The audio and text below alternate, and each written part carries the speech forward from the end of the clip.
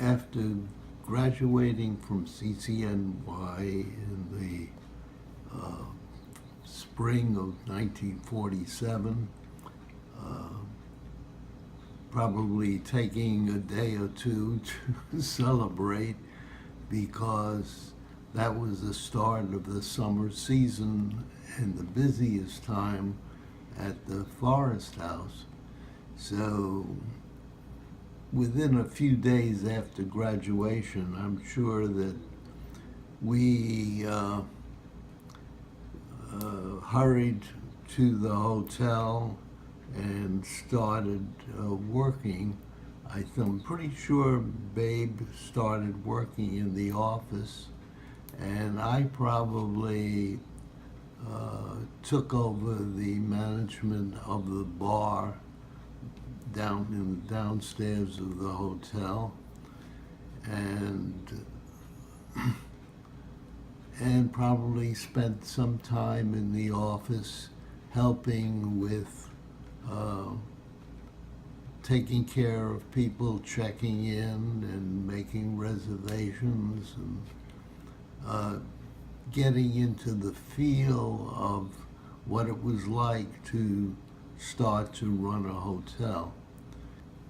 After the summer season, I'm pretty sure that Fred Hoagland, who had been the maitre d',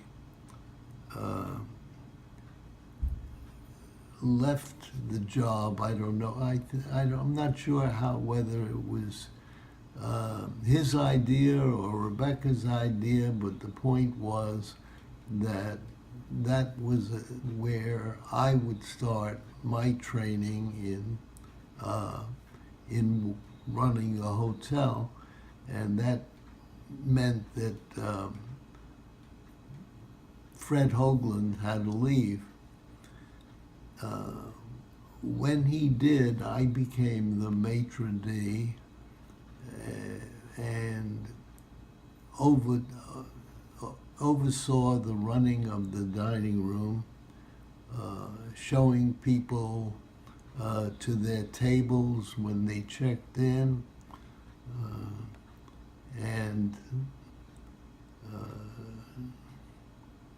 and managing the waitresses and busboys that were doing the service. That was a fairly important job and took some time, and I was familiar with it because I had worked for some time as a busboy and knew what needed to be done. And also, it was during the summer, we had about 10 waitresses and 4 busboys. After the summer, and with the lessening of the guests in the hotel, we had fewer waitresses, down to maybe 2 or 3 during the week and back up to 10 for the weekends. But just managing that and telling which waitresses were going to work, and watching that we would have enough waitresses and busboys to service the guests. That was a reasonable job, and at the same time I was running the bar. So that continued for from 1947 through 1948, and at that time, Babe and I were living in a room on the top floor of the building, probably room 70 on the top floor. which was a fairly nice room, but there was only a bath on the floor, a women's bathroom and a men's bathroom, and they each had a shower that we could use to take our showers. At that stage in our life, that didn't seem too difficult for us, and we managed. Anyway, about that time, 1948, I was 26 and Babe was 25, and we started thinking about having children, or to start with one child, and that meant that we had to move out of the hotel and find a house to live in.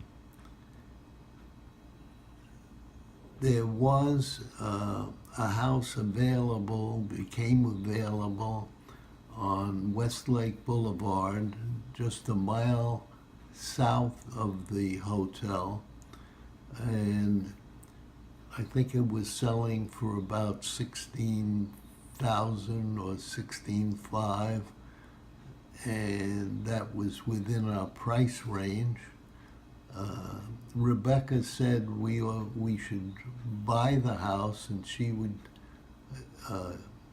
give us a $15,000 mortgage, and we would put up the down payment. It was a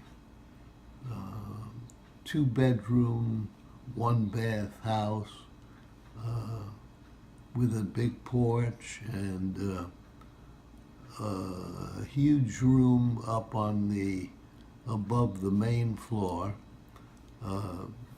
That eventually we built another bathroom and 2 bedrooms up there. So it wasn't too small, and it had a fireplace and fairly nice. Certainly satisfying our needs, and we decided that the best time for us to have a child, that is, if we conceived in August, then the child would be born in April. That would be after Christmas and New Year's and before the start of the summer season, and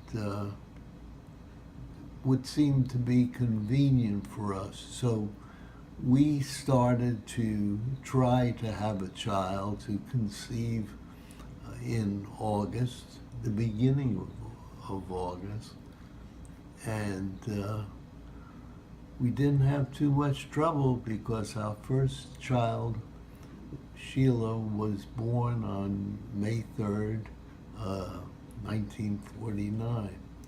So I guess we were right on schedule. That was big excitement in the family for the aunts and uncles and the grandparents. Ray, of course, was very excited about our only child giving birth, and my mother and father had a grandchild for many years when Adele gave birth to Vesta, but this was really exciting. And Sheila was welcomed with open arms, much affection. I remember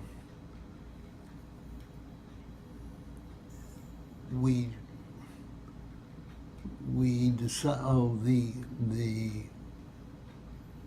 facilities in Mahopac for hospital and childbearing were pretty primitive. It was a very little hospital that had about 12 rooms, and we didn't know of a doctor that we wanted to use up there, but we had heard of a doctor. As a matter of fact, I think he stayed as a guest at the hotel. That's how we knew him. He was of German descent, I think. And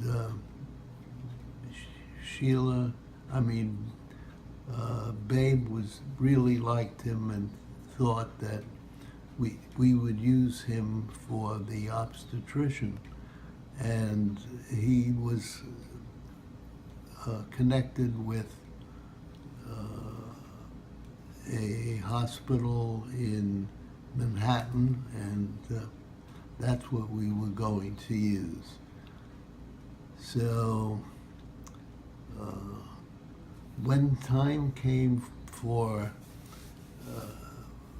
Babe to conceive, not conceive, to actually give birth, she started having labor pains, and we got in the car at somewhere around midnight and rushed to New York.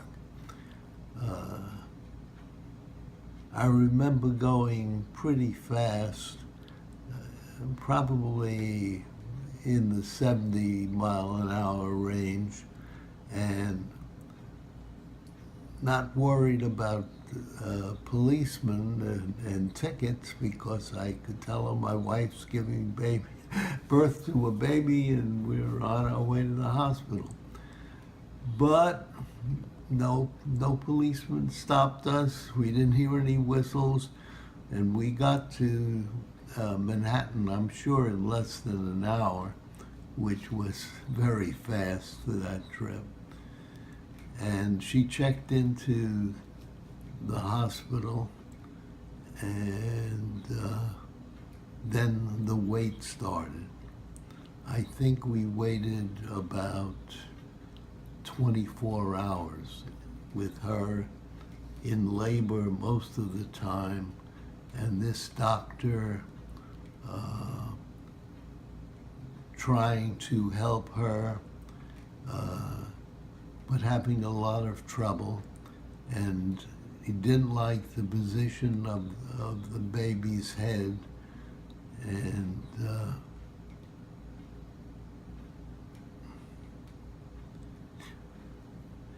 now I'm trying to, I think that he called for another doctor to help him, and that doctor had a better touch at any rate, because soon after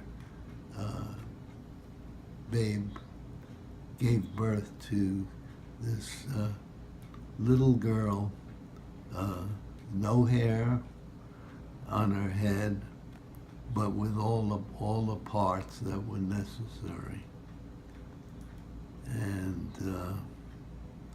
I think she stayed in the hospital in those days for a week. That was typical then, for the mother to stay in the hospital for that length of time. And when we left the hospital a week after the birth, we left with a nurse to accompany us back to Mahopac, and this nurse was going to stay with Babe and us for 2 weeks to help the beginning training and education of a new mother in taking care of the baby. For some reason, they had decided that Babe would not breastfeed the child because of, for some reason,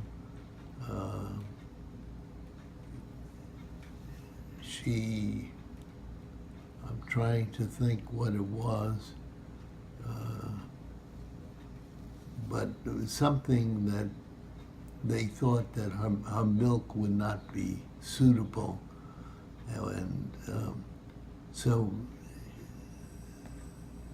she didn't breastfeed, and they used bottle feeding right from the beginning.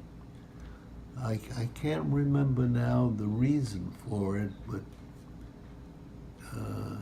it may have been that the year before Babe had pneumonia and had been ill for a couple of months, and they thought it would be too taxing for her. But anyway, that's the way it went. We were in this nice house, and the baby was fine. The nurse was okay, and Ray was available and willing to stay to help Babe when the nurse left.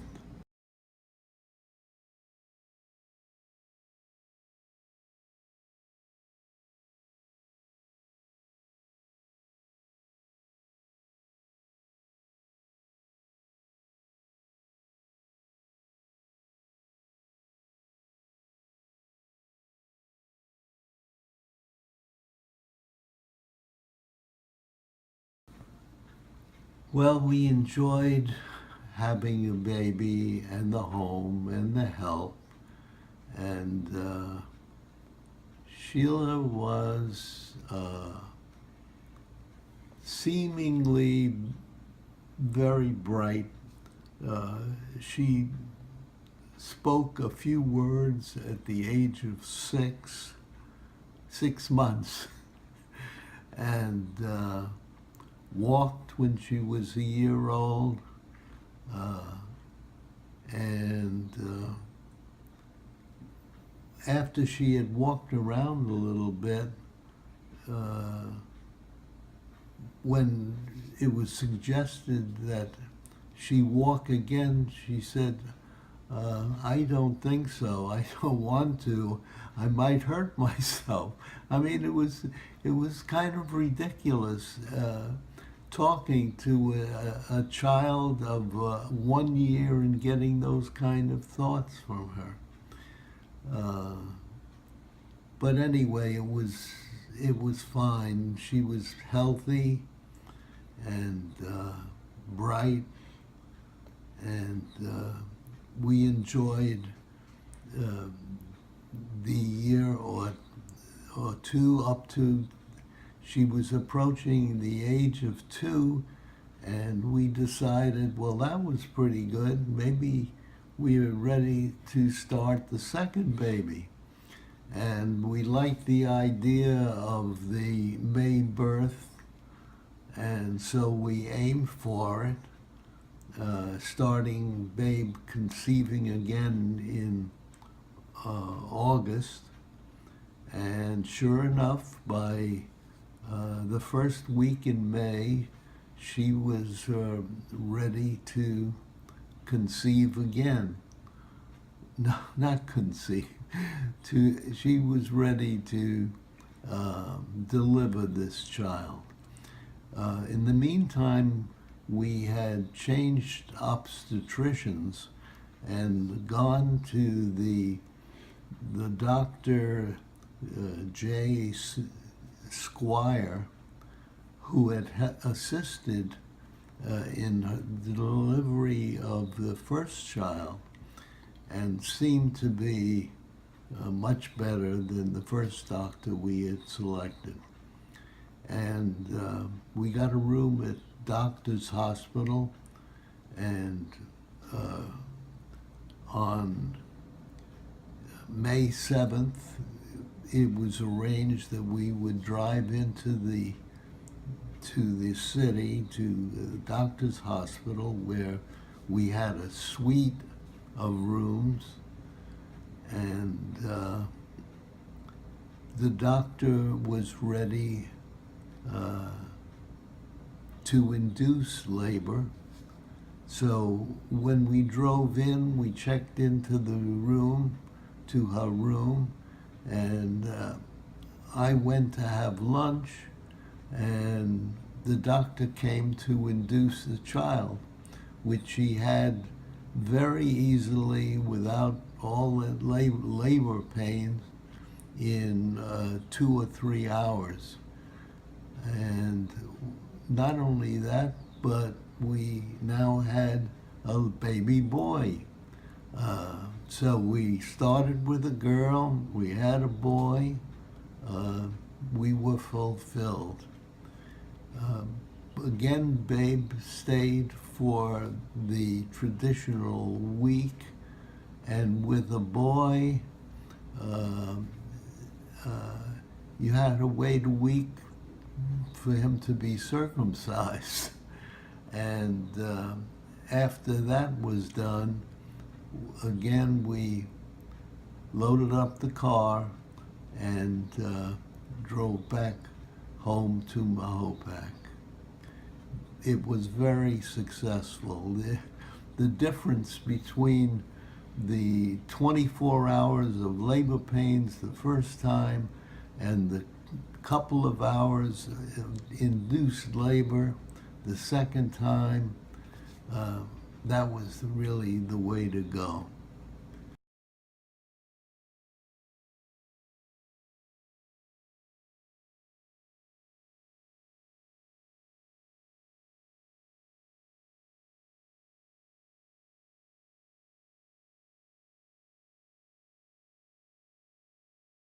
While we were anticipating the birth of our second child, we had to make room in the house for another baby.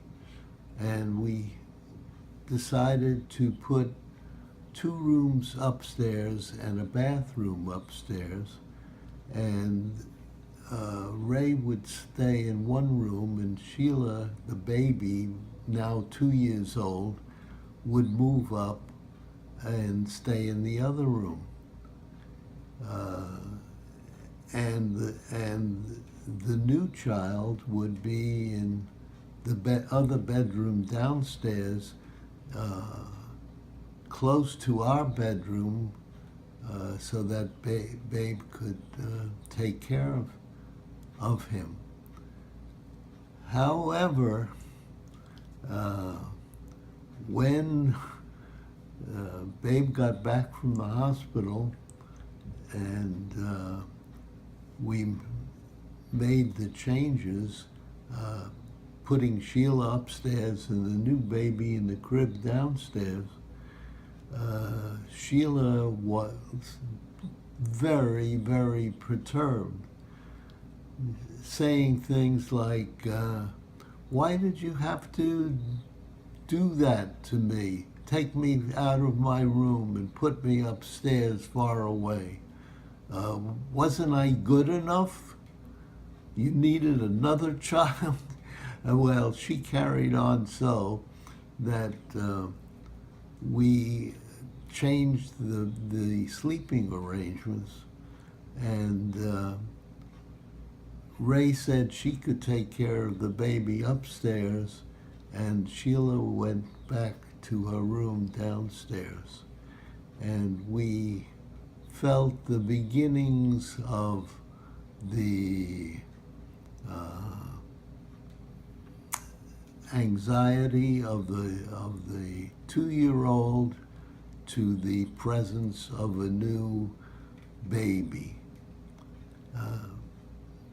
But Sheila was very verbal about this. She didn't just cry about it. She complained bitterly, and that went on for quite a while. The jealousy of her over the baby getting now more care than she got, and as far as she was concerned, undeservedly. It's amazing that she carried on like that for a few years, seemingly okay and playing okay, but nevertheless probably seething inside at the fact that she had to give up her premier position in the family because the new baby got so much more attention from everyone.